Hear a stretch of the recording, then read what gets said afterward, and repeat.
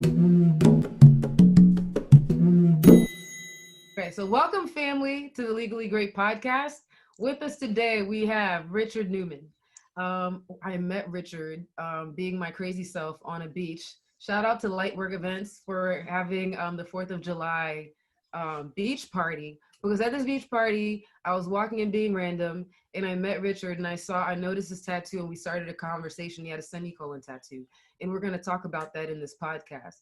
But Richard was so kind to share his mental health story with me on the beach after having just met me. And that level of authenticity and capacity to empathize and connect with a human being, not even knowing whether it would result in a friendship, relationship, or whether he would ever see me again in life. But he shared something significant, even in a setting that you don't expect people to have such meaningful conversations. So when I started this podcast, I was thinking about who to bring on, and I'm excited to have Richard be our first not our first, you're our third guest. So this is going to be a great topic. I'm super excited. I think it's going to be very impactful. So Rich, I know I'm long-winded, so I'm going to let you take it over by letting us know who you are, what you're doing, and begin by telling us your story. So yes, I'm Richard Newman, 26 years of age, currently reside in Maryland. I've been here for the majority of my life. Um, Working wise, I'm assistant branch manager at a bank. Been there for about 5 years now. Love what I do, helping people financially. Um, Started off, was born in California, Los Angeles, UCLA Hospital, where my mom was working at the time. It was me, her, my sister, and my biological father at the time. Due to some complications between my mother and his relationship, my mother left. Took me, my sister, all the way across country to Maryland, where we had a relative staying at the time, my aunt. Um, Moved in with her until my mom was able to basically get enough to be on her own again, be on her own 2 feet. Um, as a child, I had a lot of anger issues. Never really knew why or where all that stemmed from until I got older. Um, but me and my mom, we always had a close connection, even though we butted heads a lot. Um, so a few years go by, and my mom had met somebody who she later married. He had 3 kids um, who we lived with on and off for some years, all in the same household at one time for a few years. And it was during that time that I was molested for the first time. I was 8 years old when it first happened. Um, didn't really know what it was or how to explain it. It was just something that I kind of just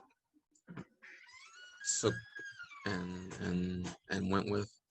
And then the second person happened when I was 9 years of age.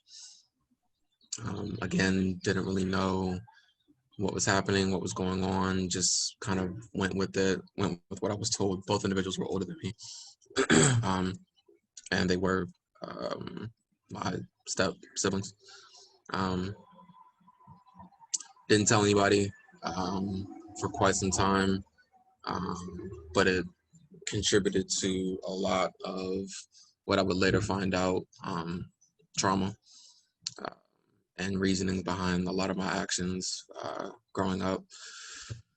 First time I ever did tell somebody was, I'm sorry, the first person that continued for about a year. The second person that continued until I was about 14. So I didn't tell anyone until I was junior year of high school. Um, One of my it was my girlfriend at the time. Um, she had finally got me to open up about it, and I was so anxious and scared. I had some type of either panic attack or anxiety attack, something that night, because it was the first time I ever spoke about it and released it. Um, so didn't really do anything about it after that. Kind of just went about life. Um, I mean, I've always been interested in growing, like learning about myself, why I do what I do, why people do what they do. Um, so I went to my first therapist, um, went to my first therapist when I was about 12.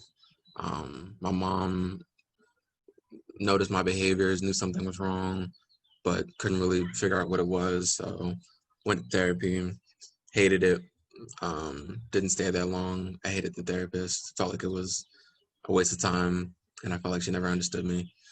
Um, and I never even brought up anything about what happened. It was bad.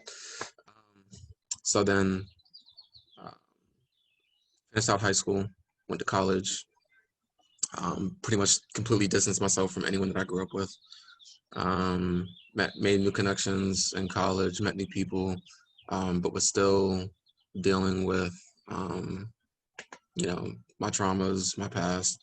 And it wasn't until another individual um, who was my best friend, she convinced me to go to therapy, give it another try again.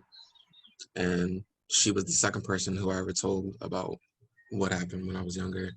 Um, had a little more in-depth conversation about it, and she helped me understand and realize some things about why certain behaviors that I have and certain things that I do. So I gave therapy another shot. Again, was a good experience. At this point, I was completely turned off from therapy. So I felt as though I had a slightly better connection with her than I did the first one. Um, but she was kind of elderly, and I felt as though um, she just didn't really understand kind of where I came from because she still had like an older mentality.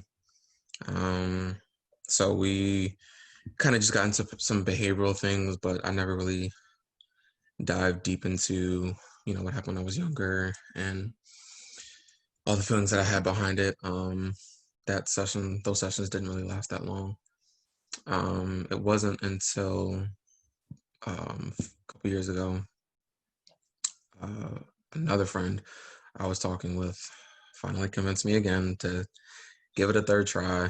Um, and I started reaching out and looking for um, therapists, and I was recommended one by another close friend of mine who he knew someone who used her. And so I contacted her, and it was from the beginning great chemistry, great connection.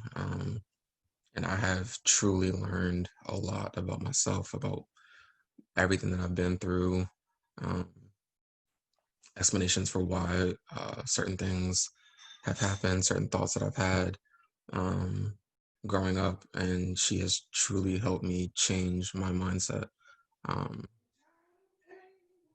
about a lot, not even just my trauma, but just life in general. Um, so shout out to those individuals who let Shout you know out. who you are. um, yeah, so let's see. I'm at college now. So yeah, I met a close group of friends there who I was able to bond with. I still, even throughout college and high school, what I later found out was still heavily suffered from depression. Um, I always had suicidal thoughts. I did attempt to take my life a few times, um, but then I eventually me and my sister had a close friend who committed suicide in high school, and I was able to see what that action does to the people who are still left in this world after you are gone. And I didn't want to put anyone through that. but I still had trouble connecting with people emotionally. Um, I would always feel as though, like, even if I'm in a room with family or people who I cared about or cared about me, that I was still alone. And it was very hard for me to maintain a connection with someone. And I used to feel as though I wasn't alive or I needed reminders that I was alive. So a lot of times I would inflict self-harm or um, do certain measures, to make me feel alive, to make me feel something, anything. Um, and later I understood, why I did those things and was able to recognize those thoughts for what they were and be more constructive about how I handled them. What are some of those realizations? Um, so one of the things that me and my therapist talked about was um, when I went through what I went through as a child, um, one of my ways with dealing with the emotions that I had at the time was to try and just suppress everything, not feel anything. And, that was to quote unquote protect myself so that, I didn't get hurt by anyone else or so that I stopped feeling pain. But with that, you also stop feeling pleasure, you also stop feeling joy, and you also stop feeling those natural connections that you make with other people. Mm-hmm. So, because of all those years of suppression, it took me a while to, kind of open the door again and then, you know, emotionally grow. Like I was behind emotionally in my growth. So I had to play catch up. Um, and that's why a lot of the times I didn't feel alive. I didn't feel like there was really anyone who I connected with or understood because one, there wasn't really anyone who I could talk to about anything that I was going through. Right. And then again, with suppressing, my emotions and everything for all those years. Um, and she taught me that anytime that I'm feeling that or anytime that I'm experiencing, those thoughts, to take a step back and say, okay, why am I feeling this right now? What is it that caused this feeling Mm-hmm. or that caused this thought? And try to basically identify whatever that source is. And then, just go from there. Remind yourself, who is in your life. Remind yourself of the experiences that you have shared with people. Remind yourself of the people that you do care about. Mm. Um, and it's definitely helped. Um, it definitely has. I've made a lot of great connections, with people who I don't talk to anymore and people that I do still talk to. Um, but just reminding yourself of those experiences, it does help kind of bring you back to reality instead of letting those negative thoughts kind of just like overflow your mind. Um, yeah. That that is powerful Hmm. because it's really taking control over your own healing where a lot of times you're kind of a victim to your own emotions and your thoughts and you want to run away from them and then Right. become like a shadow that you're trying to escape. But if when they arise, you just face them and you ask them, what are you here to teach me? Where did you come from? What's your Right. source?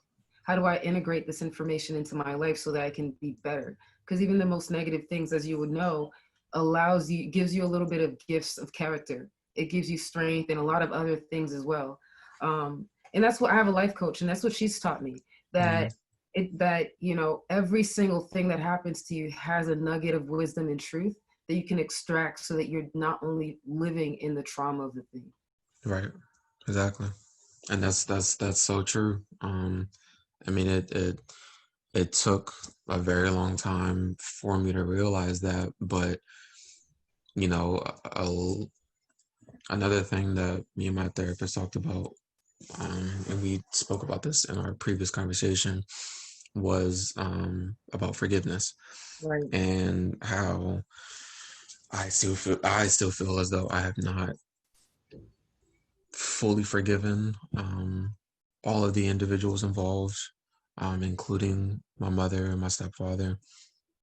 But There is some understanding uh, to where, my mom, she didn't grow up in, a very, emotion flowing, positive environment as well. And so, things that I used to blame her for in terms of, why didn't you get me, the help that I truly needed? Why weren't you more diligent and, trying to find out what exactly it was I needed when I finally did come out and tell you? It was kind of just like everything was brushed under the rug. And I had to come to the realization that, she didn't know how.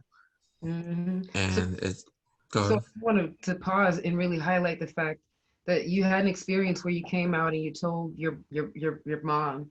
And let's talk a little bit about that reaction and how you processed it. So think I was in my early 20s. I was still in college, and I had had a conversation with one of my friends who had asked me, uh, do I blame my mom for everything that happened? And it wasn't really a thought that I ever had before. I kind of just, I blame the people that were, the direct individuals, but I never really looked at my mom as to, like, how come you didn't pay more attention? How come you didn't, stop it when it was happening? All those thoughts. And I felt like the only way that I could really get those answers was to talk with her about everything that happened, and try and get an understanding of what she saw growing up, and like if she ever noticed like any signs or any of that. And so um it was also something, a small piece that me and my second therapist had talked about as well, um about what it was something about, like you can't fully heal from things that you've experienced until you fully confronted, you know all, all of it, the whole aspect of it. And we had never really fully dove into everything that happened, so she didn't really ask me directly about my mom. But I had pieced it together with her because I knew, even though I had went through something with these two people, my mom is still my mom, and she was still responsible for my growth and my childhood, and raising me and all that other stuff. So I had sat her down, and I told her everything from what happened when I was 8, what happened when I was 9, why I had so much anger towards my stepfather, um, why I became so distant, you know, um, about my suicidal thoughts, about my suicidal tendencies, about my depression. Literally had that entire conversation, and she was silent for pretty much all of it. She didn't ask any questions, and she told me later that it was because she was just thinking and trying to take in, all that information in. Um, but it was more so me just kind of like I'm doing now, just storytelling. Right. What happened, and her just sitting there and listening. And um, at the end of the conversation, she said that she had a lot to think about, that it was a lot to take in, and um, I didn't really hear from her for a few days.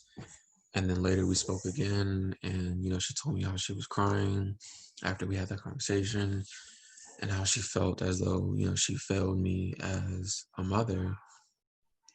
But that was kind of it. Um, Hmm.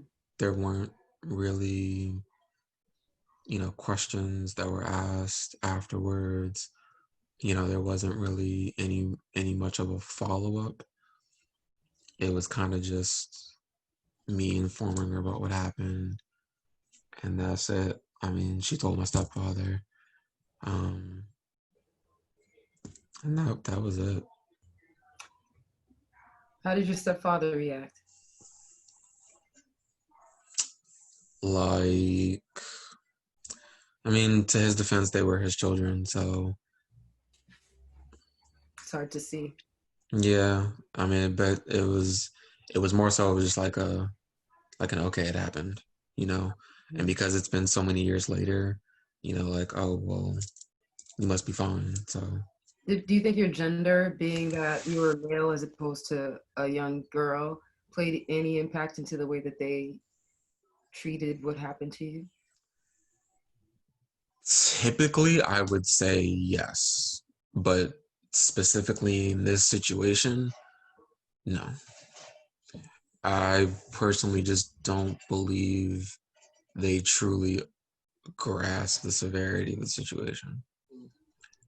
As regardless of it was me or, their daughter or like my sister, Right. I just I don't think it really hit, like what exactly it all meant because they have been going all these years oblivious. Right. So they're just seeing my growth and, who I'm turning out as a person. And then you come and tell me something that happened, 16 years ago, Hmm. 18 years ago. And it's like they can't put any emotions behind it. And I can kind of understand that, but it was just a lot of frustration because it's like here I am as a young 20 adult and I'm breaking down, the emotions and I'm breaking down the reasonings behind, behaviors and like I'm going so much more in depth and it's like I'm the kid here. Right. Like why am I doing you should be doing this. You should know how to do this. You should be able to have these conversations with me. It shouldn't be up to me to try and figure all this out on my own. Right.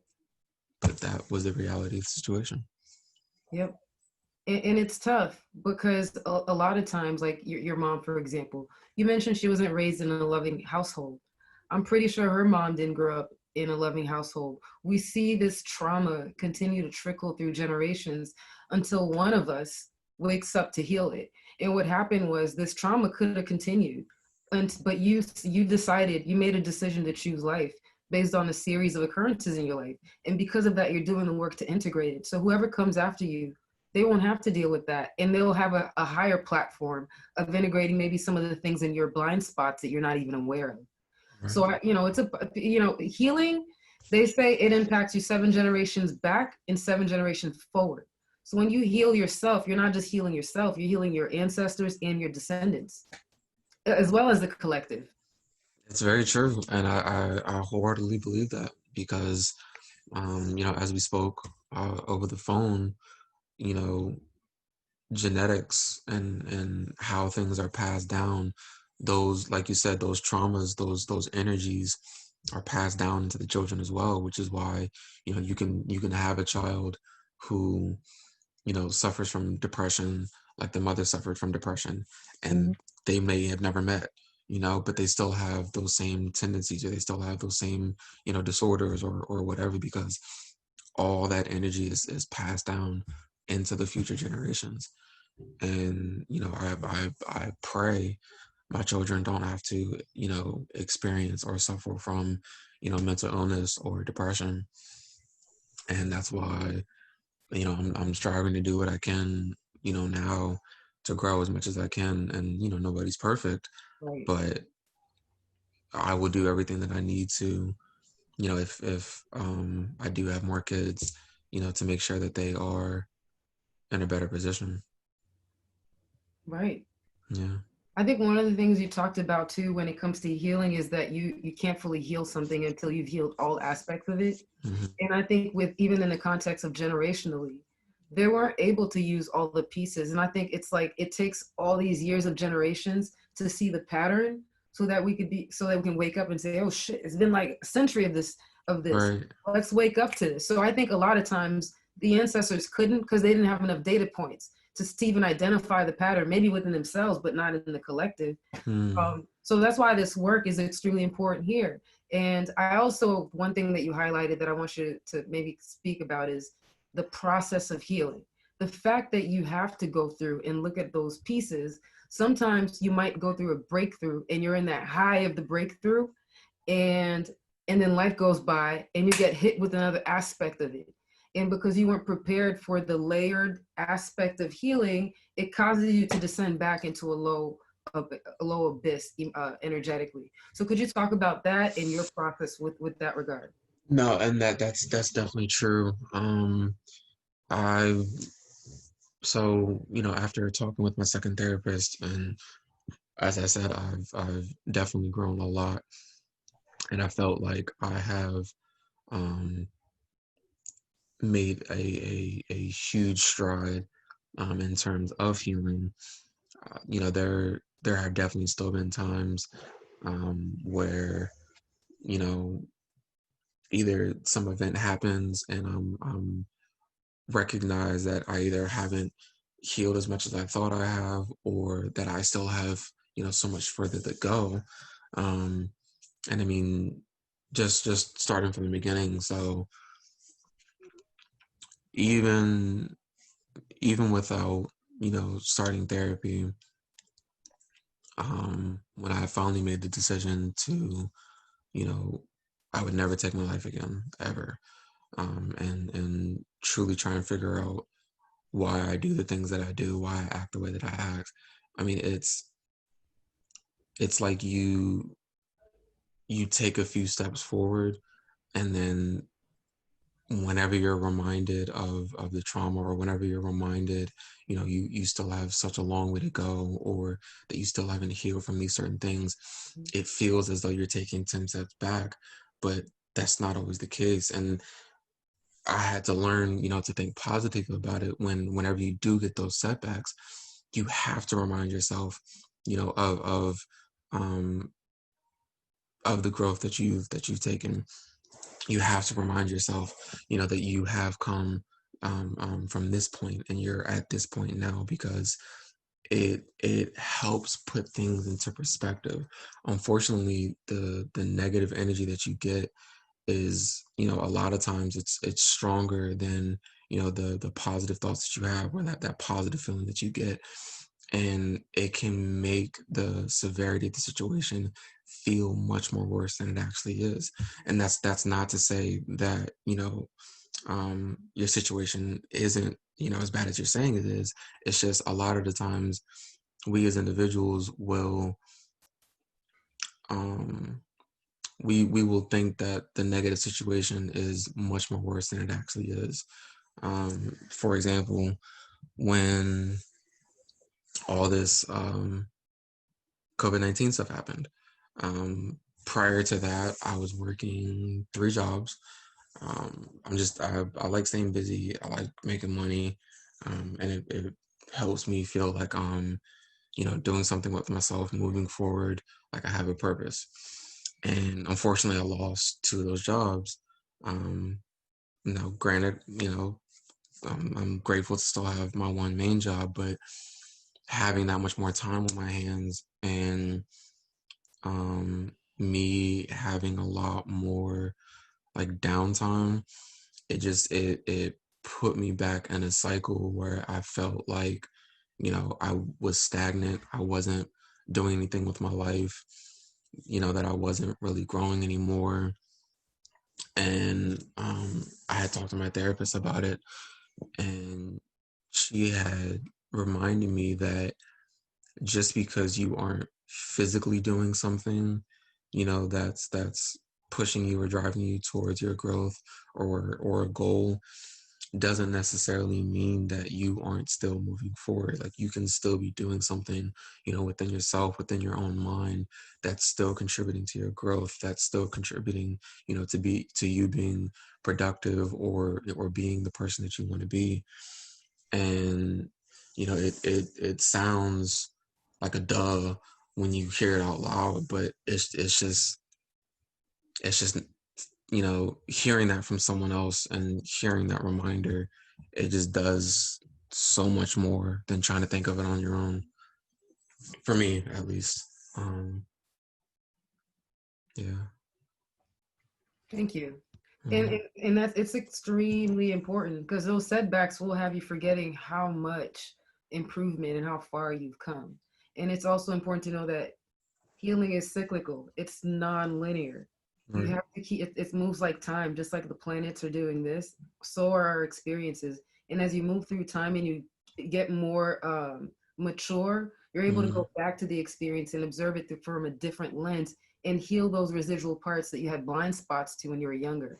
So it's very important as you heal through any level of trauma that you have patience with yourself. And Definitely. I think I might have told you this 2 weeks ago. I figured out that I had no patience. I didn't Yeah. because looked up the definition of the word, and it says patience is the ability to accept and tolerate delay in things not going your way without getting angry. Mm. I'm like, damn, I can accept it, but I'm pissed off the whole time. But at least you're able to recognize that about Yeah. yourself. Mm-hmm. So, but you have to learn to just accept. And one of the key things about acceptance is perspective. Mm-hmm. It's trying to Yeah. see things from a different perspective, which leads into one of the things that you were talking about, which is forgiveness. Mm-hmm. So let's go back to now. You finished talking to your parent, to your mom and your stepdad, and they didn't react the way that, with the most support and as much love as you wanted. And now Mm-hmm. you're trying to still walk through forgiveness and walk through healing. Yes. So for me, I think I will be fully content with the situation once I feel as though I'm no longer emotionally affected. And, the process of forgiving for me has been the hardest because it's trying to sympathize with them as individuals and their lives and what they went through, but also at the same time, not um, at the same time, not ignoring my feelings and what I went through, trying to find that balance and just being okay with everything.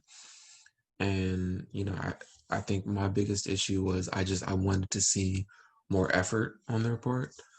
Um, either being more aware as I was growing up, or you know just trying to be more involved once I did finally come out and tell them everything. And it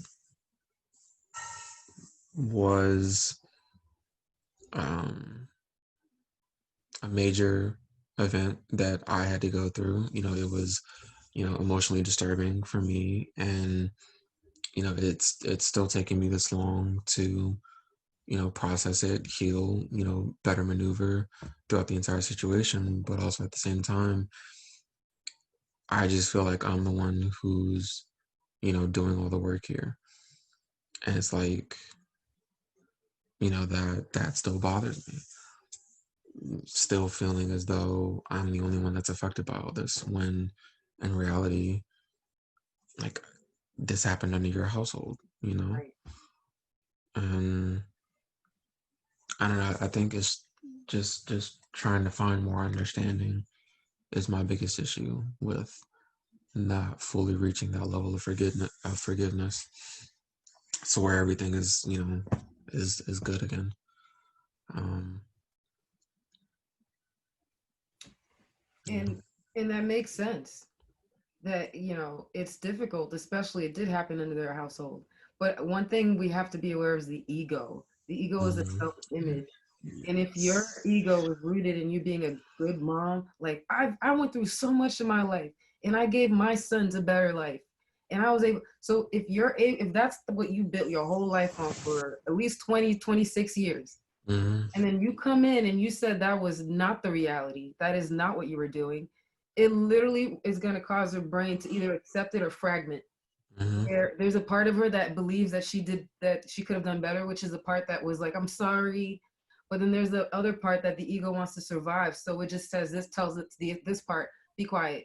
Um, Mm-hmm. you were a great mom. He's fine now. you know? So Mm-hmm. she's suppressing it in herself.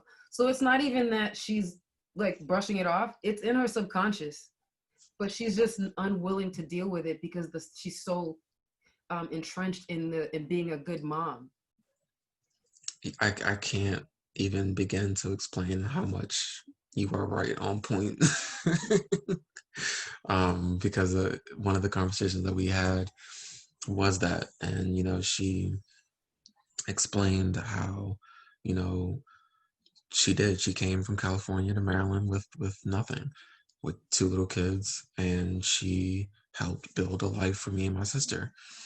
She one of the reasons she wasn't able to see the signs when I was younger was because she was working, trying to providing, a better life for me and my sister, and making sure we had at least enough. Um, and I credit that for her. She overall has been a great mom. She might, or she has, missed some things, but at the end of the day, I truly believe she is a kind-hearted person, a person who loves her children. Like, I will never ever say that that's not the case. Mm-hmm. It's just like, damn, man, Right, like, again, trying to be understanding of the right. situation. That's my area of growth right now. I think the hardest part in healing is there's a part where you can say you have these emotions, but then we jump to I should be okay.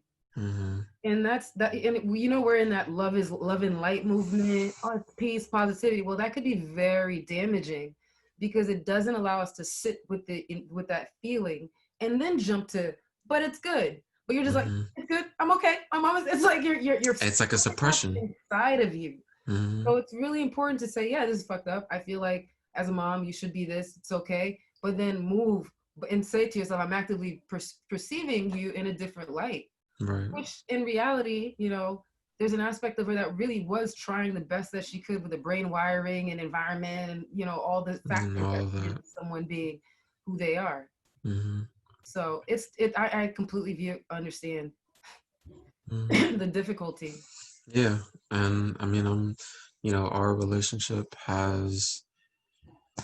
it took a toll when I first came out with everything, when I was still, all that pain was still fresh, and we've slowly entered into, I say, a new stage of our relationship. It's not what it was, but it's better than what it was a few years ago. Um, and time honestly is really the only thing that's gonna improve anything. Hmm. Time and effort on both parts. Um, but again, it's just it's me trying to understand and be okay with how she view things, but then also at the same time just making sure what I'm feeling is not Right. being ignored. Um, because I felt as though I went all those years, suppressing and not saying anything, because I didn't want to be an inconvenience, because I didn't want to bother anyone with my problems, because, I didn't want to cause strife, between her and her husband, between, the kids and the relationship of just the whole dynamic. And, it's my time to acknowledge my feelings. I Hmm. have a right to feel what I feel, and I'm not backing down from that. Absolutely. Yeah. And that's it. You have the right to set boundaries. And what's the Hmm. point of having a boundary if you can't defend it? Right. Exactly. Exactly. So Hmm. that's powerful. And it's tough for people. One of the biggest issues that happen to survivors is the self-worth aspect, where you don't feel like you have the right to speak up or say certain things and even set boundaries. So that also even indicates the level of growth you've had to the point where you say, I deserve to set these boundaries. I deserve to have them to protected and honored.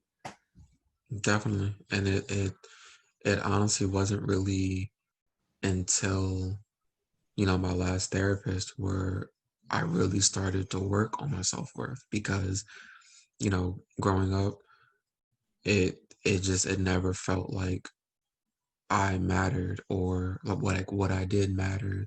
Me as an individual, like I'm nothing, and I always felt that way. And Even before, um, even before the assault. mm, I don't think so. I'm I was too young to honestly remember, Right, but I don't think so. I think my anger back then was mostly, with having an absent father and right. that whole thing. I don't think my self-worth really started until after that. Yeah.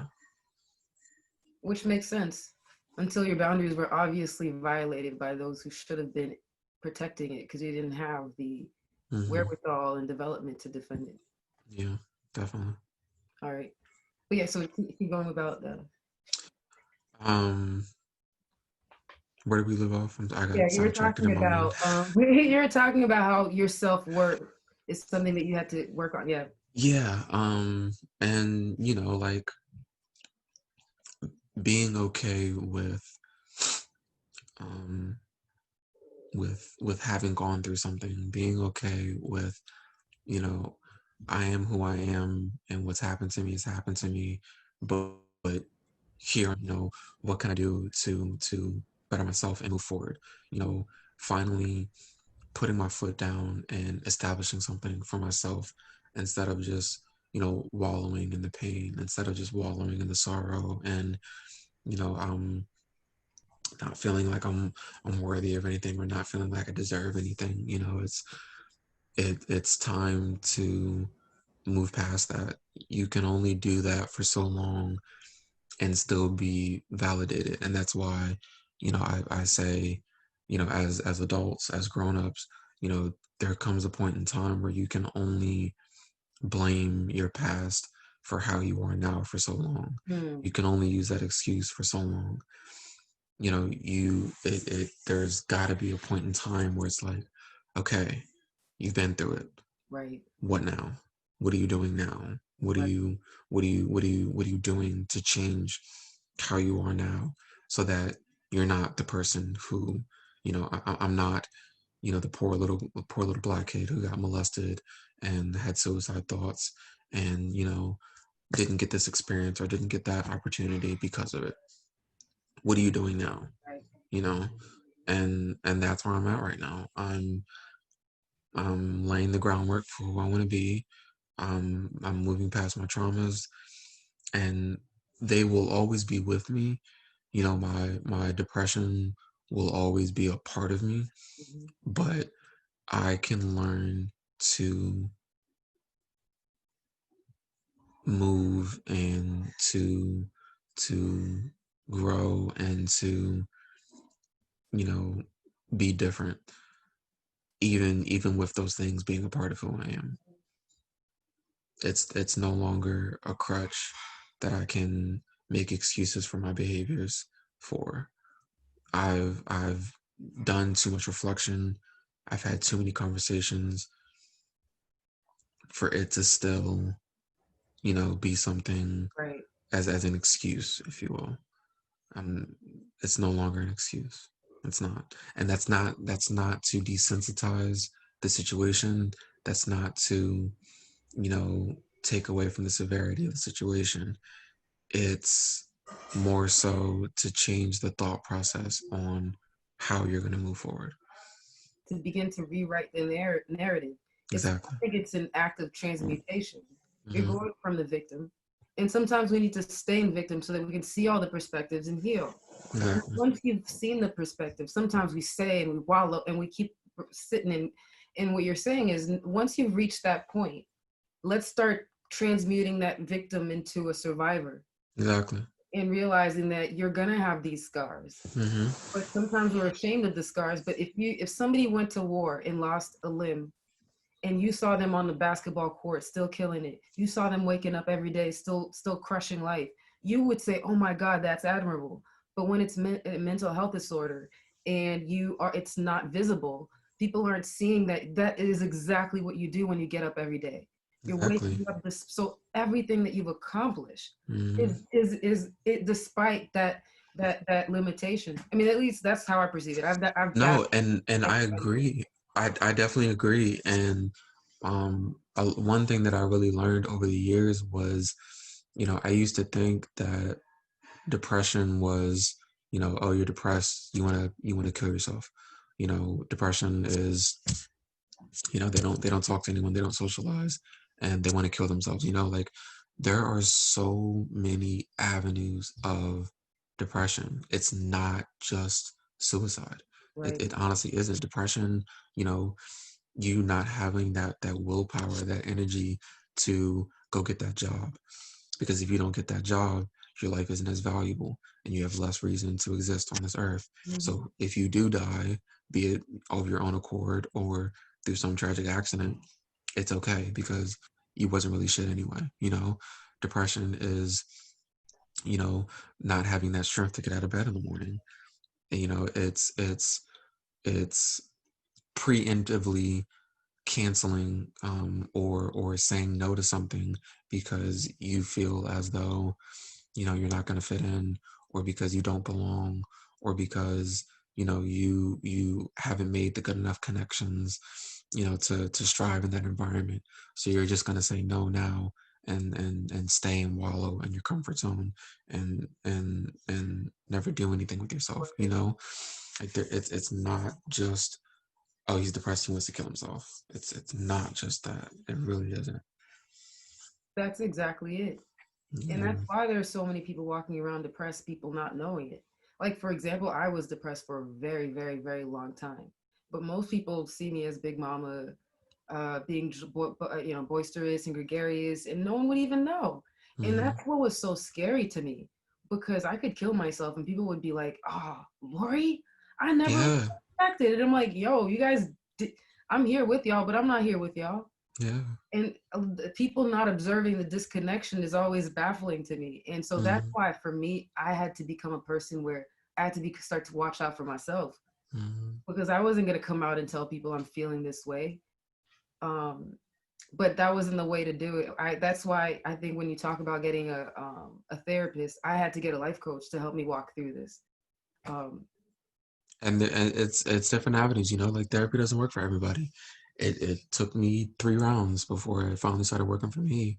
And there are other ways to get the same results than going to therapy, because some people can't just sit in a room or FaceTime and you know spill the beans about everything they're right. going through. But anything that can change your mindset and get you to acknowledge your past and heal from your past is a form of therapy. And but honestly, I think everybody needs therapy. Right. Even if it's just to get a different perspective, you know, and it's different than talking to your friend. It's different than talking to your sibling, because they're coming from a place of love and comfort. And sometimes you need someone who's completely removed from the situation to give you that outside perspective or that outside insight. You're talking to a friend that you've grown up with all your life. You all might have similar thoughts on things. Yeah. You're limited on the variety of the perspective that you can get from that person, because they you went and told them like 2 days after that thing happened, and y'all have been talking about it ever since. But they didn't know to tell you, hey, try this out, hey, try Right. that out, because y'all are in the same environment, same community, yada yada yada. And they don't have the training as well to deal with that. Exactly. Yeah. Your life coach, your therapist, some people turn to religion, Mhm. your priest, whomever, have that outside perspective, that person who is removed to just be able to have those conversations with you. And it's not easy. It's not easy to sit here and tell a stranger, you know, everything, the things that have hurt you the most, that you've been terrified over, that you've been holding in, for years and years and sometimes a decade. But Yeah. you start somewhere and And you literally just build from there. you're getting on the right point, because I heard this joke in a sitcom where this woman was like, my therapist left and I haven't even gotten to the point where I stopped lying to her. And it's true. I remember when I went to therapy for the first time when I was in law school, and I was like, I watched myself be mad fake in there.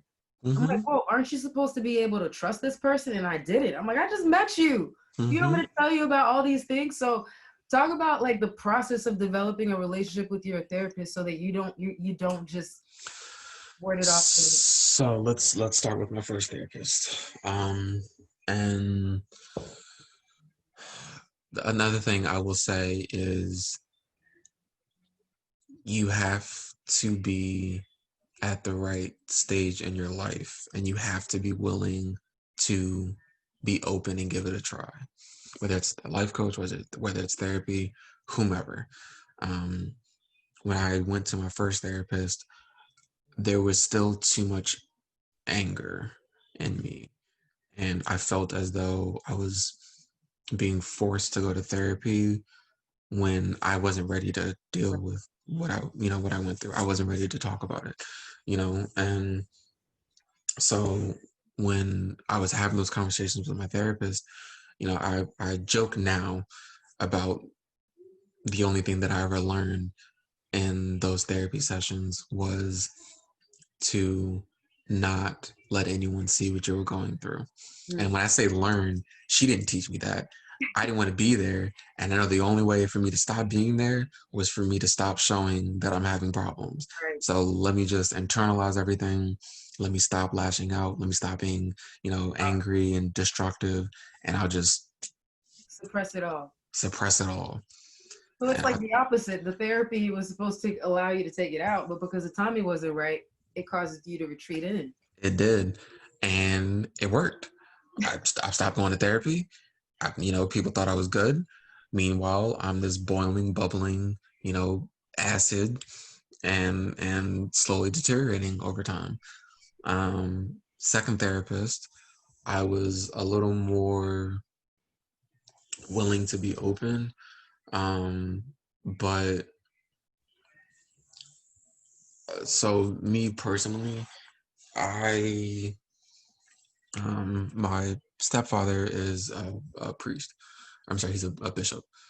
So I grew up, you know, going to church all the time, and um, you know, Black people have service for 6 hours. So the religious route for me was tainted because of the individuals who were involved bringing me to church. Hmm. It was a rebellious thing where I didn't want to go to church because you're the one that's bringing me to church. I got to listen to him stand up there and talk all these hours about holiness and godliness and this, that, and the third. Meanwhile, your kids were the one who yada yada yada. So it was that whole just negative atmosphere, negative light surrounding religion for me. And my second therapist was kind of that religious route. And so I just immediately, nope, already don't, didn't start off on a good route. So I tried to work past it, really wasn't able to. She brought up the Bible a few times, and I had said that I didn't want to go down that route, but she still felt that it was the best route to go down. So clearly we weren't seeing eye to eye, and it just didn't work out. Um, the third therapist, my current one, I'm not in therapy currently right now, but I do want to start back up. We do talk from time to time still, just so I can, she knows where I'm at and everything. Um, but with her, it was more so that loving Black mom type of vibe where you can just sit down without judgment, without any preemptive thoughts or notions, and just let me explain. Like the first day of therapy, she asked me, what do I want to get out of this? And it was, she put everything more so on me, my pace, what I wanted to talk about, what I wanted to steer the conversations. And she used her insight, her teachings, her schoolings, her personal experiences to help better assist me with what it was that I was talking about. And for me personally, that was the best avenue that I could go down. We didn't dive into religion. She didn't bring up, uh, uh, well, turn to Revelations, and it says here that so on and so forth. She didn't compare me as the typical person who Mm, went through molestation, or the typical person who went through a trauma. She listened to what I had to say, and we just talked about those things, and that worked for me. She let me go at my own pace. She was able to recognize things within me that I did not recognize about myself, and was spot on, you know, and it was a great, instant connection, but then it was just also building that rapport over time that also contributed to me being comfortable with telling her everything. And again, I'm older now. right. I've been through years of, you know recognizing emotions, what they are, and trying to figure out what things mean. So like I've matured some as well. So it was also a combination of that. Um, because sometimes, you sometimes people aren't ready. Sometimes people aren't ready to heal. Right. Sometimes people aren't ready to start the process of, recognizing why things are the way that they are. It takes time. It takes you being in a certain mindset, and not everybody has, the same level of growth at the same ages. You know, for me, emotionally, I was behind than most people because I spent so many years suppressing my emotions. Right. For other people, they might need it earlier on, or they might be ready earlier on. Right. Some people, it might not be until the 30. It's a case by case situation with everybody.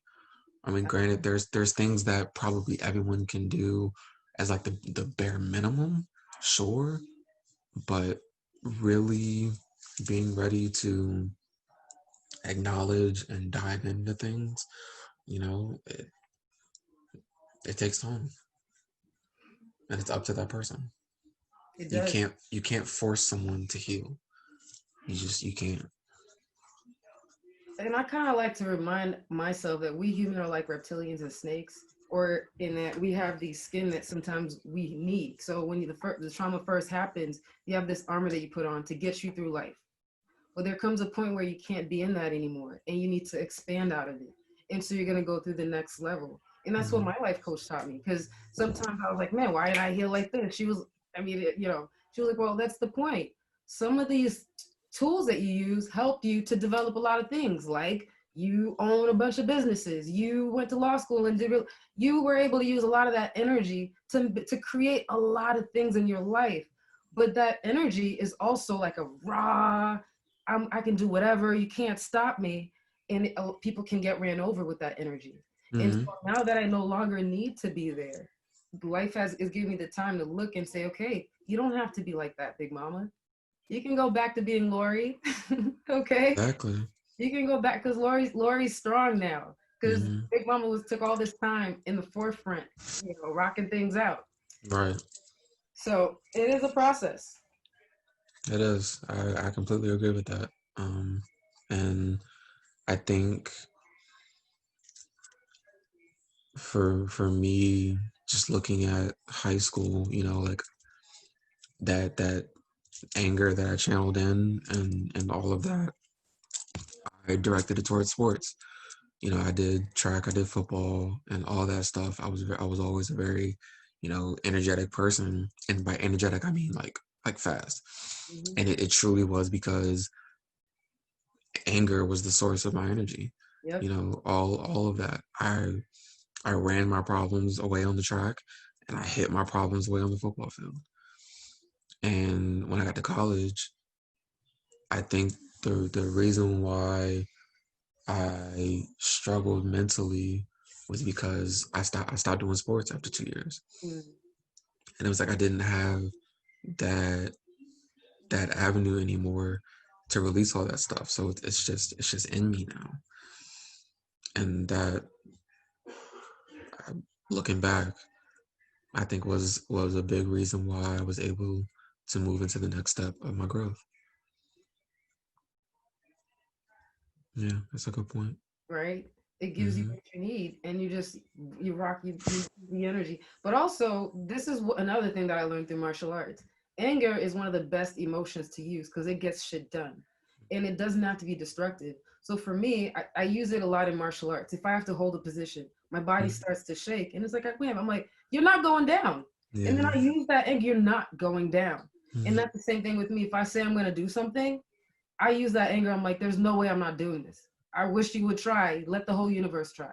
So now there's a way that I've learned how to take that energy and just get shit done. You Where I, channel it. yeah, Hmm. I almost feel like I got a superpower. That's very true. Like you're able to, you take that negative energy and you channel it to do something positive, and that's mental. It takes mental strength to do that. Mhm. So yeah, But coincidentally, that mental strength is the same mental strength that will keep you trapped in suppression, right? that is so true. It is. I'm an overthinker. Well, no, I'm not an overthinker. I think a lot, Right.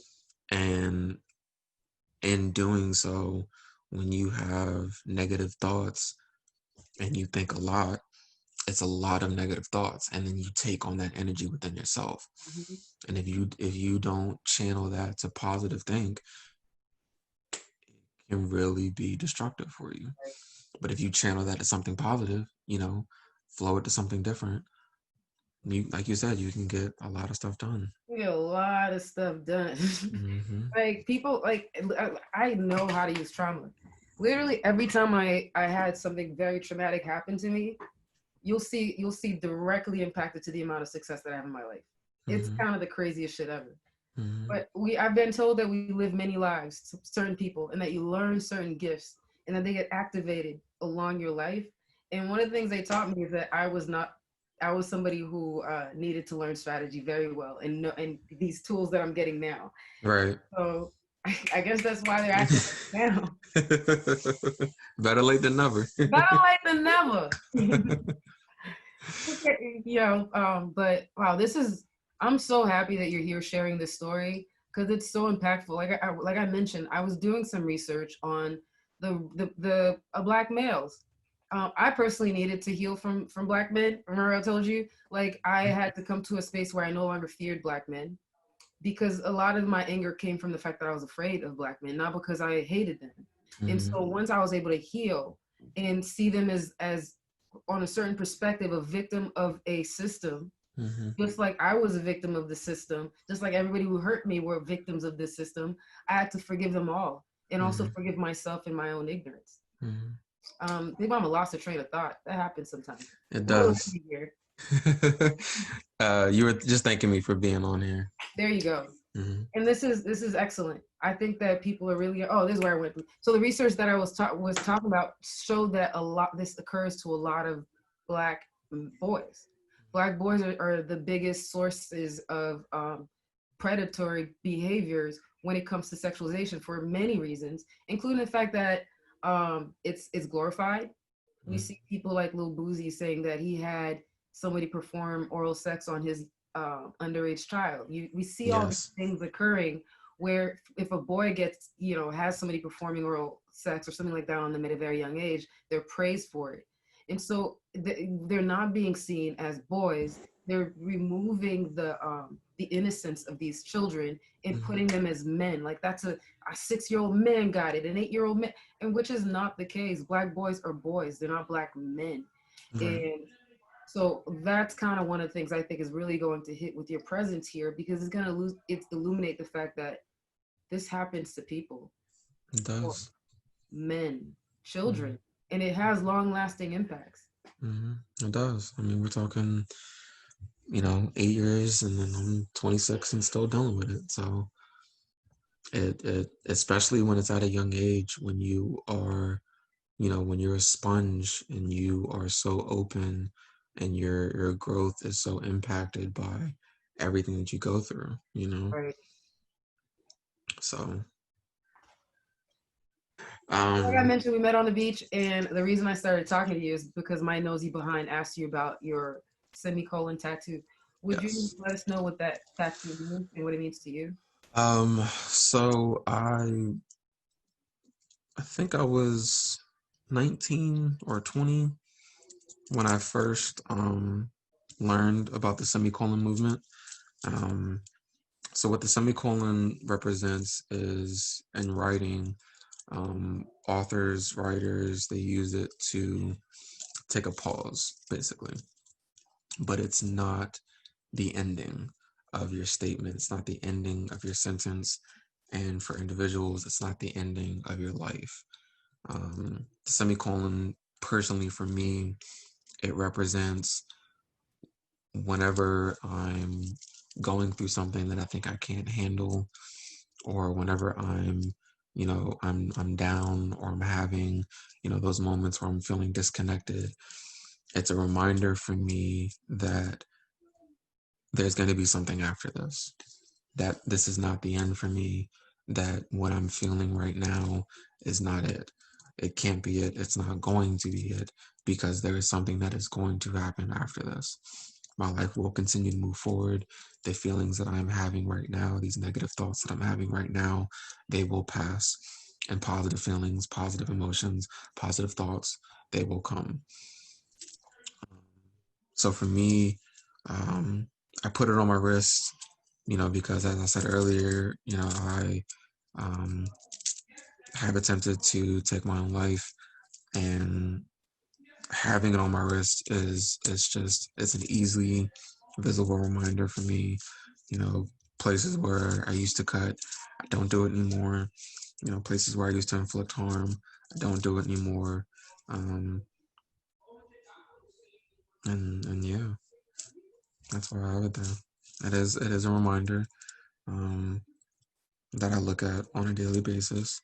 Even if I'm not having a negative thought, just looking at it and seeing it, it's a reminder of what I've been through, not in a negative way, but reminder of where I've been through, but more so reminder of how far I've come, and there's still more to go.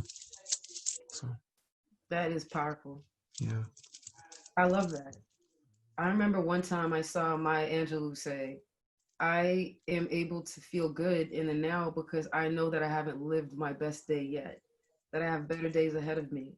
And that's kind of the same sentiment. And Hmm. if you can maintain the concept that you haven't lived your best day yet. So Hmm. you got to keep going. And it's okay to take a pause. Yep.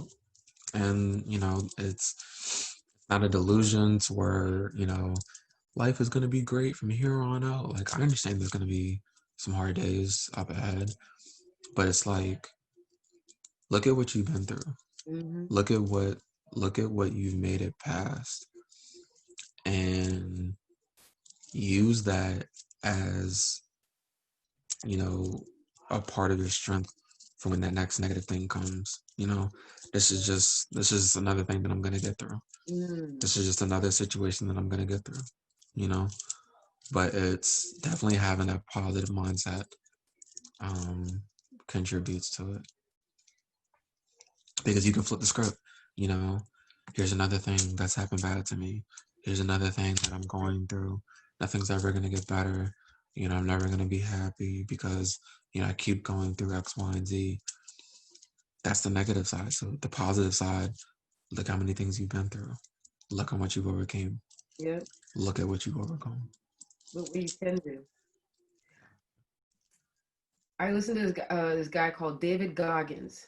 I don't know if you've ever heard of him, but he's like the world's toughest man, and he really is. He ran a marathon with a broken leg. In David Goggins, he does things and he says, "Who in the world?" Yep, a marathon with a broken leg. He said, "Who in the world would do that?" And Mm-hmm. so when I'm getting up and I'm like, damn, I don't know how I'm gonna face this day. You ever feel like I don't have the emotional energy to face this day? And Mm-hmm. I get up and I show up and I teach and I'm at these webinars and I'm thinking in my head, who the hell would be sitting here right now, breathing through a panic attack and still beasting this shit? Mm-hmm. You know what I mean? It's like it's crazy because like when people don't understand what you're carrying when you're doing what you're doing, it's almost like they don't even know what Exactly. I'm going through. They I don't even know my strength. they just see the surface, they just see what's on the outside. They don't see what you're dealing with on the inside. They don't see what it took to get you where you are right now, how much energy it took to get you where you are right now.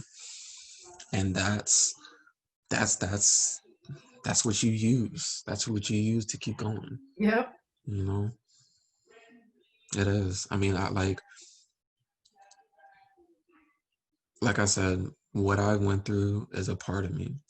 My situation is a part of me, but it it does not necessarily define the entirety of who I am. It does define a piece of who I am because without it, I would not be who I am right now. I'd be someone completely different, for better or for worse, whichever one. That's you know, but it's not all of who I am. So absolutely. yeah, That's powerful yeah. to have that perspective. Mm-hmm. Because somebody, I think I listened to a lot of different people, and they were talking about how our ancestors from Kemet viewed us and how they viewed human life as just who you are is your DNA. It's based on your environment. It's your perspectives. It's your experiences. So it's not just one thing. It's what you've learned. So when you realize that you're more than just that one experience, and then you can start looking at your genetic line and seeing who is actually in your DNA sitting with power within it, it just gives you that much more strength to kind of go through. Definitely, definitely, definitely agree to that. I think what's helped me a lot too is knowing the women in Haitian history Mm-hmm. and the strength that they had, and knowing that those literally are my ancestors. Women who went to battle with children strapped to their bodies, women who taught men how to fight so that they could liberate us. Like I was like, that's in me. And that's one great thing just about, Black people in general is, what our ancestors have went through, Mm-hmm. what African Americans have went through in America, and what they had to endure and how much we've succeeded. Right. Even after going through all that, even after dealing with that, even Yeah. to this day, still having to deal with it, how much we are able to succeed. It Yeah. gives us that much more strength. I personally think it's funny how we're always harping in the media. Oh, we've been through, we suffering, we do that. I'm like, yeah, we have, but let's look at the other perspective. We Mm-hmm. thrived under 400 years of oppression, thrived because we Mm-hmm. didn't die, and we were able to create. What's the first thing that goes when you have depression? The ability to create. Mm-hmm. So the fact that they're inventing jazz, they're inventing all this stuff, like no matter where you put them in a box, they create a palace. And so that to me is like, stop talking about the trauma that they've been through. Because all Mm-hmm. you're trying to do is keep me in a system of fear, in a Mm-hmm. system of trauma. What I choose to look at is despite the fact that you were crawling up in her bedroom every night, she woke up and raised these men and these women who then fought for us. Despite the Exactly. fact that you told them not to look at you in the eyes, they were still going to work, raising their families. You told them Mm-hmm. not to read. So you see what I mean? So Yes. it's just empowering to me. I don't harp like when people are like, oh, they were slaves. I'm like, no, they were engineers, they were doctors, they Mm-hmm. were people who were kidnapped and still Mm-hmm. maintain their intellect and were able to contribute. And it's when you say they were slaves, it reminded me of something that I read about a point that somebody made about how they don't refer to our ancestors as slaved. I'm sorry, as slaves, because it takes the responsibility off of those who enslaved us. They refer to them as someone who were enslaved. Mm-hmm. So, it puts the responsibility back on, Yep. white people and what they did. It wasn't necessarily like, oh, we were this poor little, you know, weak Yeah. race or whatever. No, people came and enslaved us. Yep. We overcame that, and here we are today. Here we are. And they use tactic, they used warfare, and Everything, they the use government, the everything. government. And the thing is, what they've also done is they have you ever been in a fight and you caught off guard? Mm-hmm. You're not prepared, so you're like just trying to keep up. That's happened to Mm-hmm. me once when I Mm-hmm. and I was like, that's literally what they have us doing. And I realized that it took 4 years to plan one meeting to liberate people in Haiti. 4 years. Mm-hmm. What we need to do is the same thing. Yeah. Take this blow. All right, we're gonna spend the next 4 years. For me, it's the next 50 years. Right. What if we took people in pre-K and we started training them at pre-K to be warriors? That's what happened to Disali. Yeah. So you start teaching them how to be warriors, how to Mm-hmm. love, how to have character, how to grow, how to build community, and how to be men, how to be women. That experiment within 50 years, you'd see a difference.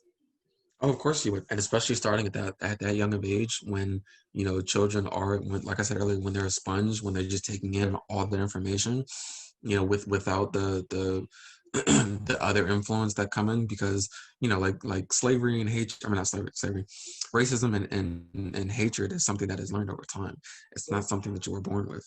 It comes from your surroundings, it comes from your teachings, it comes from the system that you were grown up in, all of that. So if you change that environment that you're born into with more positivity, with more diversity, with all of that, you would exponentially see a decrease absolutely, in race, all of that stuff. Definitely. Yeah. absolutely. That's the Hmm. goal, and that's it right there. And I love that you're Hmm. able to speak on this in this time in our reality and what's going on, Right. because sometimes it's easy for us to get victimized and stay in it. It's like, yes, that's a part of it. What's the other part? Right. What can we be doing to kind of move us out of this? Right. Because what our ancestors said, okay, we're going to be slaves, our kids are probably going to be slaves, but can my grandchildren not be slaves? And they said, yeah. And they're like, how do we plan that? And they Right. took those steps, and those steps were supported by, I mean, it just doesn't make sense how these individuals were able to get their liberation with no resources. Can Mm-hmm. you imagine what you had to say? These people have guns, they have boats, they have knives, we have nothing. Mm-hmm. It took years for them to rob them for all their joints and Exactly. form their own militia. So Yep. everything takes time. Mm-hmm. And it's about rebuilding that mindset. It is definitely, and eventually, even with people who suffer from trauma, depressions, everything, eventually it will take some time, but eventually there will come a point, as long as you continue to put effort into it, and as long as you continue to strive for that goal, there will come a point where you're good. And good doesn't mean, you don't experience things anymore. You're always going to experience something, but you're at a point where you don't wallow anymore. You're at a point where you don't let it get you as down anymore. You're at a point where it's like you recognize it. Okay, what can I do? What can I do to be better? What can I do to make this better? What can I do so this isn't happening? So, I think for me too, what you're talking about is the most important part. It's questioning. For me, mm, healing starts with when you start to question everything that comes up, question your mm, thoughts, question your emotions, because because a lot of times we look for other people to give us the answers. And even when you go to therapy, you're not getting the answers. What they're doing is they're revealing the truth that's already inside of you. So those exactly. are exercises you can start doing. I'm pissed off today. You could sit there and go to sleep and blame the cause, or you can go inside and awaken to the truth of maybe I have this trauma inside of me, and this occurrence is actually bumping up against it and causing me to feel a little bit sore and prickly. So let me Right. identify what that trauma inside of me is and where it came from, and do the work that you talked about in the beginning of the Right. podcast.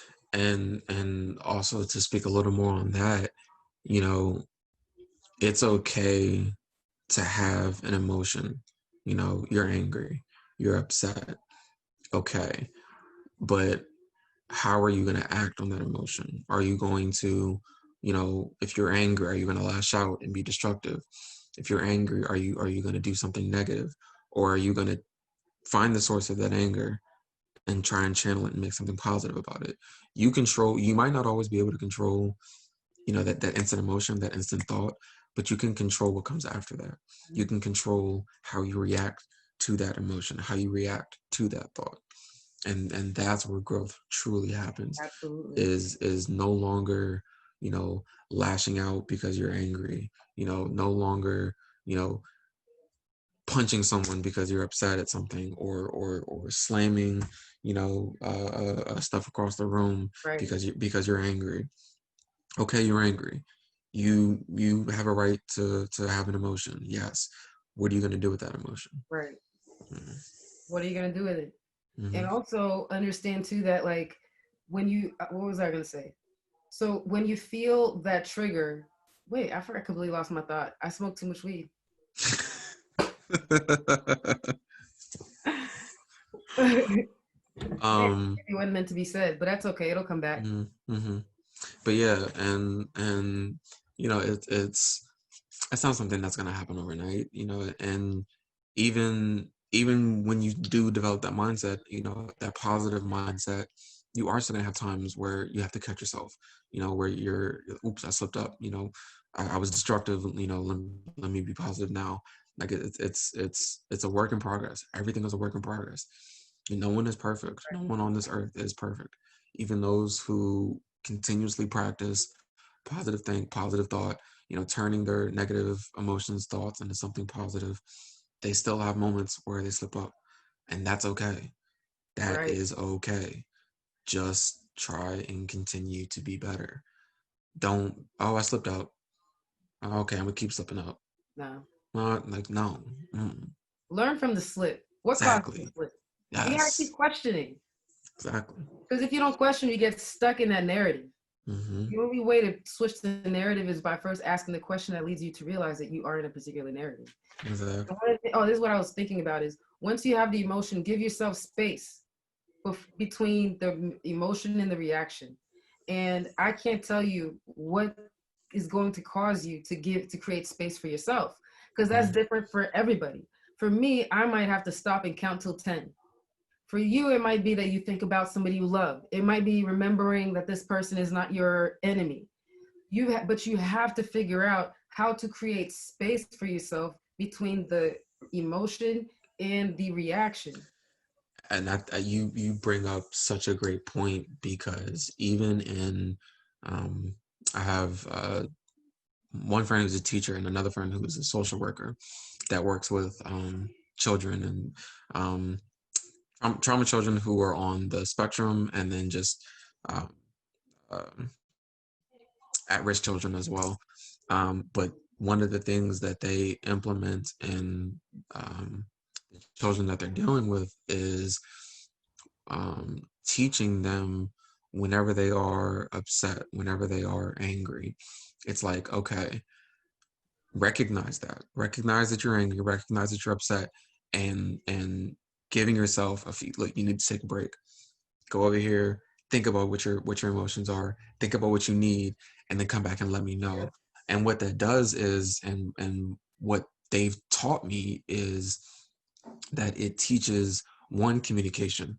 It allows the child to reflect not only amongst themselves and what they're thinking, but then be able to verbalize it to someone else about what it is that they went through and what it is that they need in order to move forward. And then two, like you just said, it creates time for either one, for them to calm down and you know, de-escalate the situation. And then it gives time between the reaction of whatever happens afterwards and that initial emotional process. So you are 100% accurate on that, truly. It's not always easy. Okay, even Big It's Mama, not. Oh, it's it's not. problems. When your mind is quick with it, Mm-hmm. it's just like you Mm-hmm. say someone, bop, bop. I was like, I didn't even know I was locked and loaded. Yep. I didn't know that I had ammo in there. My bad. Yeah, but it's what you practice. The more you practice, the better you get Point at it. back. Mm-hmm. Now I realize I had a gun. Yeah. Next phase, I'll realize, Let me at being least make sure the okay. safety's on. That's it. It's about being okay with your imperfection and knowing that Mm-hmm. no one in this fucking planet is perfect. Everybody's got some shit. Martin Luther Exactly. King loved cigarettes and cheating on his wife, but Exactly. nevertheless, he moved us forward. Everybody Yep. got something. Yep. We can't cancel everybody. We got to figure out how to use them. Mm-hmm. That's very true. And everybody, like you just said, learn how to use them. Everybody has their own experiences. Everybody has their own traumas, or everybody has their own things they're dealing with, or everybody has their own, positive things that they're dealing Yep. with. And it's learning how to interconnect all of that and use all of that to just live in this world the best that you can. You know, like this, having this conversation. 5, 7 years ago, wouldn't have been able to do it. Right. You would have talked to me on the beach, even if I had this tattoo at the time. I might have gave you, oh, I thought it was a cool tattoo. I heard about the movement, and like I had a friend who committed suicide, so I like it. That'd have been the end of the conversation. We'd have went about our day, boom. But the timing and the growth and taking that risk, taking that challenge, and then a year and some change later learning, oh hey, I remember this conversation. Right. How can we use that? It's that's life. That's life. The thing about time, I realize time isn't this amorphous thing. It's a series of processes that are ordered according to this thing that we're looking at. So Mm-hmm. even our healing, we think that it's like this, but the time is actually doing this. That's how time moves.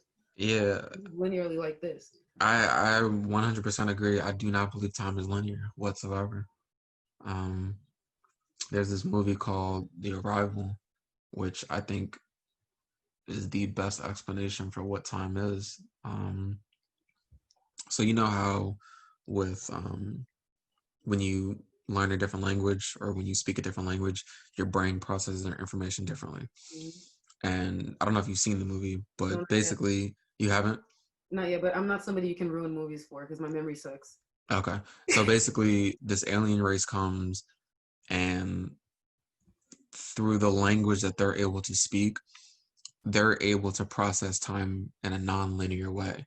So they can take an event that happened 20 years from now, use that information for what's happening to this situation, and that's basically the gist of what happens. But yeah, I mean, time is a funny thing, man. And I don't believe that it's linear, and everything is connected. All energies are connected. Even what we're counting, like if you really think about it, the one day we're counting the motion of this tiny circle. Mm-hmm. The next motion that we're calculating is this motion around the sun, Mm-hmm. and then we're calculating all the stars making their progression, their beautiful dance across the infinite space. Yep. So all we're looking at is how these planets are moving across space and time, and how our presence within certain electromagnetic fields impact life on this planet, and it also impact consciousness and all these various aspects. Right. Yeah. And So that's all it is. it's frequency. Mm-hmm. I love having these talks, man. Don't you? I live for them. One of my partners was like, my business partners, he was like, you know how you can tell that you're supposed to be doing something? Mm-hmm. You love doing it. You're passionate about it. Yeah, that's true. Like you It have to is. pay me to practice law. You don't have to pay me to do this. Mm-hmm. That just shows you. Yeah, and that's good when you're able to, one, have the opportunity, and then two, have the time to do what you love. And if you are doing what you love, you aren't working. You're doing what you want. You're doing what you love. I think we all came to do that. I think we all, everything that exists in the universe has a consciousness that desires for it to be born, meaning that we all have a purpose and a function.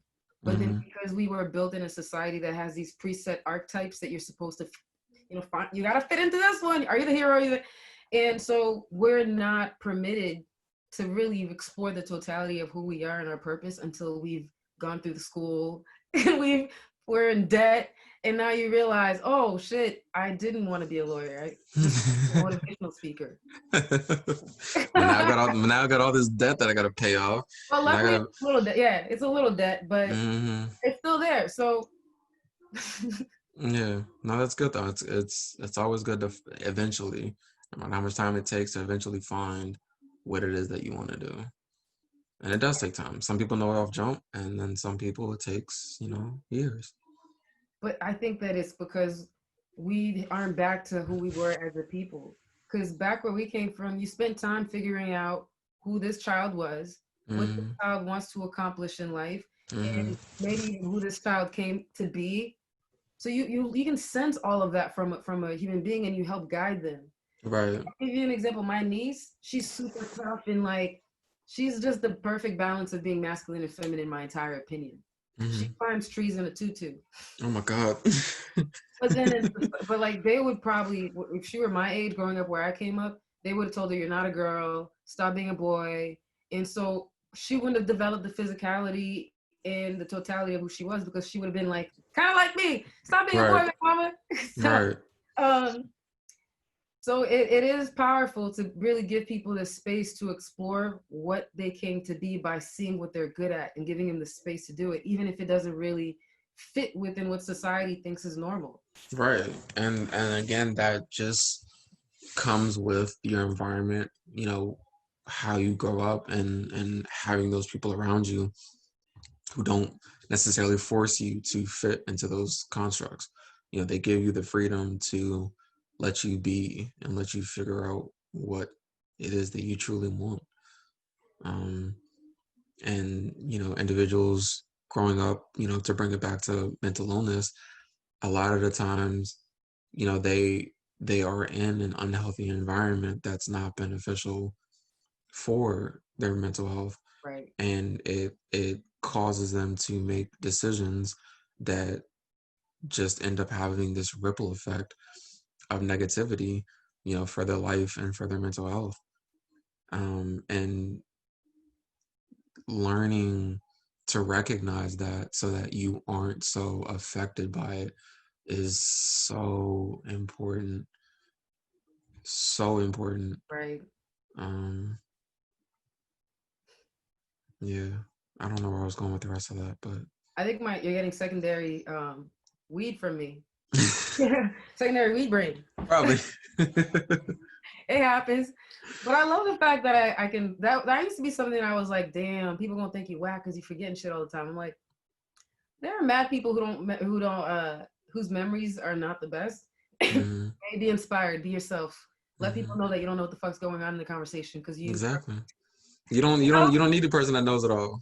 no, actually, the 48 Laws of Power. Have you read it by Robert Greene? Heard of it. Haven't fully read it myself though, no. I watched I listened to audiobooks, and one of them is you don't outshine the master. Don't show people that you know too much because hmm we are living as much as we want to be ideal that human beings are great and they're not. They get jealous. They get envy. hmm They get all these emotions. And if you want to live through life in the most harmonious way possible, you kind of hmm have to be aware of that environment. Yeah, and I mean that's where being humble comes in as well. Um, learning to not be the show off, learning to, do what you're good at, and move in a way that's still beneficial for you, but not necessarily to the point where you feel as though you need to outshine somebody else or you need to overpower somebody else. Yeah. That's it. That's why when you find your purpose, it all goes away. hmm Once I know what I'm here to do, it's like, yeah, I'm cool with it. Do what you got to do. And also, I remember my cousins who are professional dancers. Because hmm they're dancers, they want you to be infected with dancing as well. So when Right. you're next to them, they're like, okay, Laura, you're gonna dance like they're gonna do these moves. And Right. so when you're living your passion, you don't even feel that people are taking away from you. You meet someone who's better than you, you've just met a teacher. You meet Mhm. someone who's not as in your position, you've just met a student who you can teach to, who's gonna help you refine your skills. Right. You don't have space in your life to be taking people personally. Right. But when you don't know your passion or your purpose, you insecure about what you're supposed to be doing, and your sense of worth is rooted in something you're not even sure about, Mhm. that's where issues start to rise. It's that weak foundation, and you either take on, what you see in someone else, and think that that's what you actually want, until years go by and you figure out that it's not, and you want to try something else. You Yeah, it sets yourself up for failure. That's it. Mhm. Well, we went a few different places in this podcast, Yeah. which is It excellent because that's how my brain works. is. It is. um, I before we wrap up, Mhm. do you have any kind of tips or any kind of, you know, thing that you might have learned that you kind of want to leave for somebody who might be going through what you've been through that you kind of want? Um, I would definitely say you are not alone. While your situation may be unique to you, there is someone out there who understands. So do not give up. Do not feel as though that pain is the only option for you, that turmoil is the only option for you. Continue to learn about yourself, about who you are, and definitely recognize your self-worth. No matter what you've been through, no matter what you've done, you are an individual and you have worth. Um, Seek help. You can't do it on your own. You can't. There is a lot that you will do on your own, and there is a lot that you can do on your own, but you cannot do everything on your own. Um, it makes the process so much more healthy and so much more beneficial for you and for those around you, because when you continue to stay in your destructive ways, you are creating negative ripples for others, and you have to be mindful of not only what you're doing to hurt and benefit yourself, but what you're doing to hurt and benefit those who are around you. um, yeah, you're not alone. You're truly not. That's powerful. And it's important to know that you're not alone because the first thing that happens when you're stressed out is your body causes you to get into separation consciousness, Mm-hmm. me versus them. Mm-hmm. And you can't even tell who your friends are, who your enemies are. You're just in a place of defensiveness. But Exactly. stopping down, taking a breath to realize Mm-hmm. you are not alone. You're connected to everybody. There's Exactly. somebody who cares. Mm-hmm. And if you're hearing this podcast or you're watching the video, you can reach out to me. I will connect you to any resources that I have, including my life coach, who has helped me tremendously. My family will tell you that I've been less of a terror because of her. So, so shout out to Melissa. Um, and you definitely aren't. And there are highs and lows in life, and it may seem as if you've been in a low for a very long time, and that your burst of highs may be short-lived, but understand that's also part of healing. That's also part of the cycle, and you'll get through it. Again, you have not lived your best day yet. There are better days ahead of you. You haven't laughed the hardest, you haven't tasted the best food, you haven't had the best sex, you haven't done the best yet. It's all ahead of you, and you have that to look forward to. So that's Definitely. why that helps me. Definitely. Thank you so much. Of This is great. course. So now, a lot of times when podcasts are nearing the end, some people will hold you on for a long time because they know you're quarantined and you got nothing to do with your life. Now, Mm-hmm. I don't want to be that person. I really don't. So the ball's in your court. But I really, truly, I appreciated this so much. No, and I personally would like to thank you. This has been definitely an experience for me. Like I told you over the phone, you know, talking about it again and again and again, it brings some solidity to the situation, to my feelings, to what I have gone through. So I would like to thank you for giving me this opportunity to, share my personal experience and, use it as a stepping stone for my growth as well. And again, even if it's just one person, anyone who has been impacted by this, that's that's all I can get out of it. Um, so thank you, It's truly. powerful. Thank Hmm. you. What's crazy is you're wearing yellow. Is that yellow? It's like a neon green, so yeah, there's Neon some green? yellowish. See, Yeah. that's dope too. Because we're talking about heart stuff and personal power stuff, which are the two centers of the chakras that are really impacted as well when you do experience some trauma. You don't feel worth, the heart chakra's closed. People describe it as having a rock around their heart. Mm-hmm. And because of that rock, they can't love, they feel like they're broken, they don't know that. Exactly. And that's the disconnection that you're talking about. But even Mm-hmm. knowing that that's normal, Mm-hmm. It that is. rock is a normal thing. It is. It's something that you will get past if you choose to get past it, and it's not something that you're not the only person who's dealt with it. You're Mm-hmm. not. Rough edges Mm-hmm. that were created through trauma. Yep. Our Yep. job is to love ourselves and others despite their edges. Make the edges work. Make the Bring them edges work. together. It's just a puzzle. That's all life is a That's it. puzzle. Mm-hmm. That's it.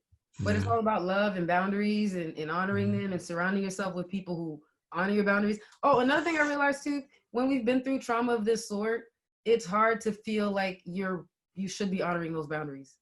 Like I'm crazy. Like no, I'm being too much because Mm-hmm. you've been told that you've been too much for so long because you had Yep. those. Like no, I'm being too much. Like so you it paralyzes your capacity to communicate. Yeah.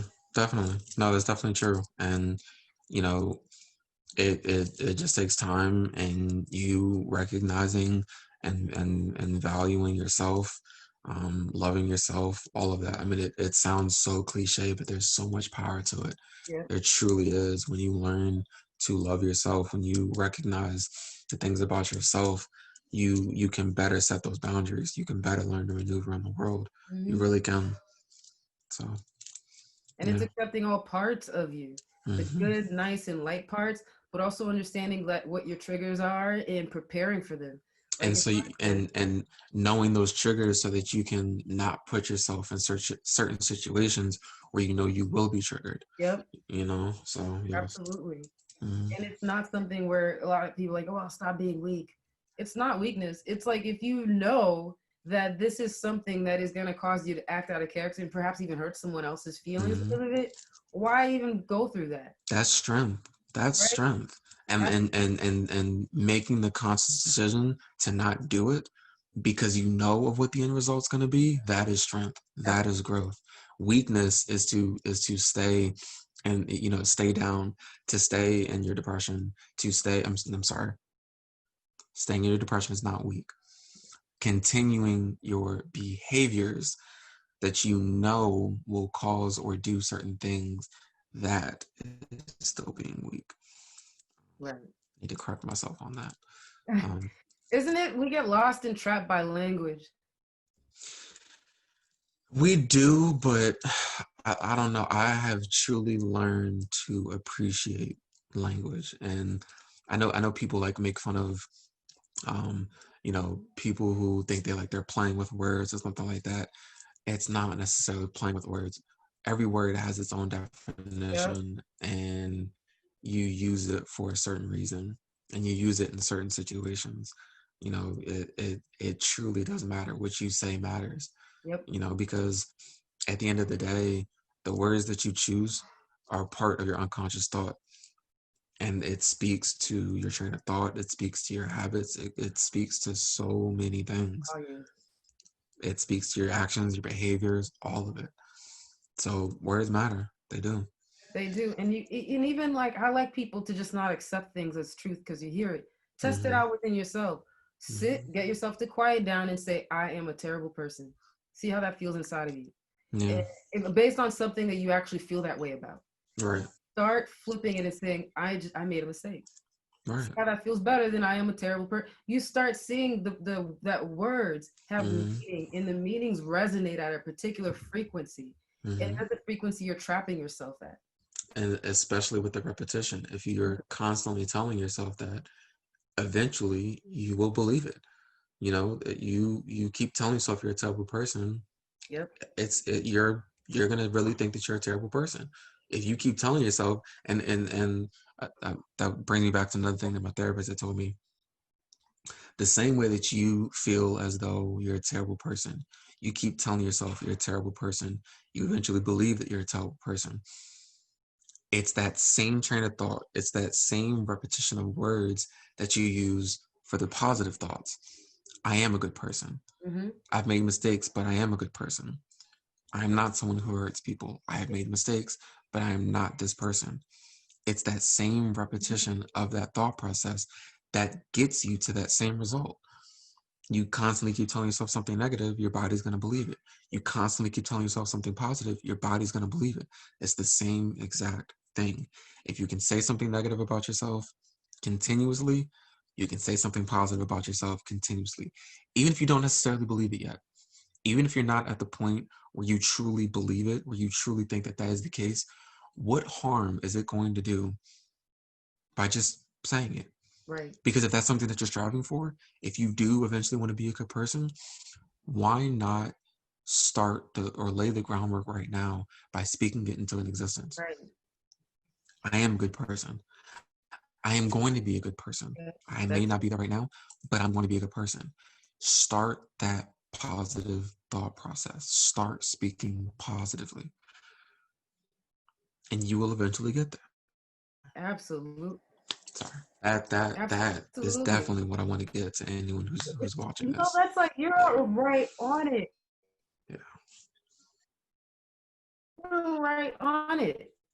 It's like, how do you learn Yeah. anything in life? Do That you just was sit in the class that and you was learn it? No. It's repetition. mm-hmm. And you keep repeating the same shit to your life. So I journal, and a lot of times journaling as well can get you stuck in a loop, believe it or not.